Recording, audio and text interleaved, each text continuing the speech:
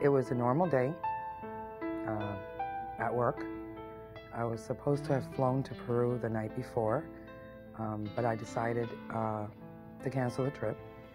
We had been to lunch, great lunch, and I started getting the worst headache of my life.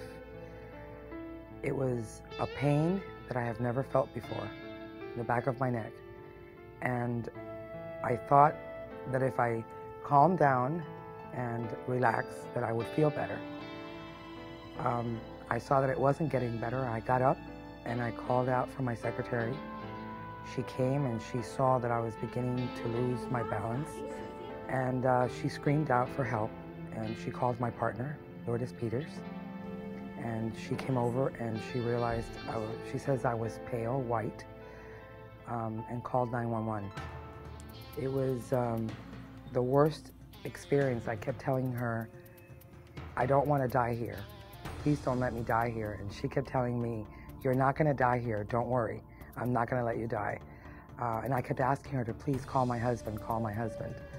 Finally, the ambulance got there, and they took me downstairs, put me in the ambulance, and Lourdes went with me in the ambulance to the hospital, which was the hospital very near our office. From there, about 2 hours later, I was transported to Baptist Hospital, where we felt that there they did the procedure that I needed. By that time, they already knew that I had had an aneurysm. I did not. They were trying to keep it from me so that I wouldn't be nervous. They said, we need to take you to one of two hospitals, either Jackson Memorial or Broward General. So I had my husband call Lourdes, my partner, and I got her on the phone, and he said, do you realize it's 2 o'clock in the morning? I said, I need to talk to her. So I get her on the phone, and I said, I've had a brain aneurysm. And she says, yeah, because she didn't realize that I knew. And I said, I need to go to either Broward or Jackson. Where do you want me to go? Now, can you imagine doing that at someone to 2 o'clock in the morning, making them make that kind of decision? And she said, Jackson. And I said, okay, thanks. And I hung up on her. At 7 o'clock in the morning, when she telephoned my husband, he was hysterical because I was still there at Baptist waiting to be transferred. And she said to him, hang up, I'll call you back. From I've learned later, she telephoned Bupa, and it had not been 30 minutes, and there was an air ambulance, a helicopter, at the hospital, at Baptist Hospital helipad, waiting to pick me up to bring me to Jackson. We arrived at Jackson. I met my doctor. He explained to me what had happened, the procedure that they were going to do, and I was like in a daze. To me, it was someone telling me a story of what they were going to do to someone else. After this, I went into surgery. I believe I was in surgery for about 5.5 hours. Statistically, 50% of the people die on the spot. The other 30%, I've been told, die either en route to the hospital or during surgery. The other 10 end up with some kind of problem, and 10% end up, as I have, thank the Lord. And when they came out of surgery, my family and everyone that was there waiting for me, they did not know whether I had lived or died. That's the moment where they were going to find out. And my husband was called on his cellular and told to walk at the end of a yellow line behind some doors, and someone would come out to talk to him. He looked over at my partner and he said to her, come with me, because he was so anxious and afraid to see what the news was going to be. During that wait while I was having surgery, my family was taken to a room from, now I understand it's a Bupa room, at the hospital. From the moment we arrived, the International Department at Jackson, which is very closely associated with Bupa, they were there for my family. They were there supporting them. They were there bringing them food.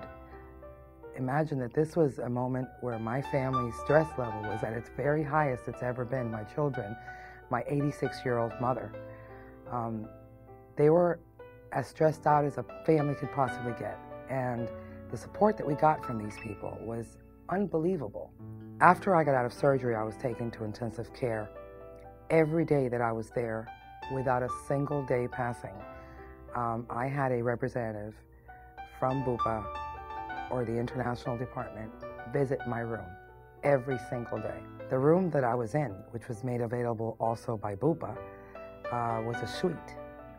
And this made it easier for me because I could have family members stay with me. For the first days, I couldn't get up, I couldn't lift my head. All of it was just easier because of our relationship with this company. Having Bupa and USA Medical to guide you through the red tape, to take you by the hand, and through all the processes that we have to go through today as patients, it makes a very, very big difference. And again, I was able to enjoy that difference and be a survivor of that difference. I had special treatment because I came through Bupa. I am so grateful to every single person in this company for every phone call, for every card that I received, for every person that was involved in this occurrence that happened to me. I realize now that without them, I would not have survived this event. My husband, who showed me such love during this episode that I don't know what I would have done without him either. You wonder, how can something this huge happen to someone so healthy in a circumstance when I have no stress, I am not sick, I don't have high blood pressure, I don't have any ailments, and yet I'm sitting down and I have a near-death experience. I really, really feel that I'm here with you today because thanks to the hand of God and the help of Bupa.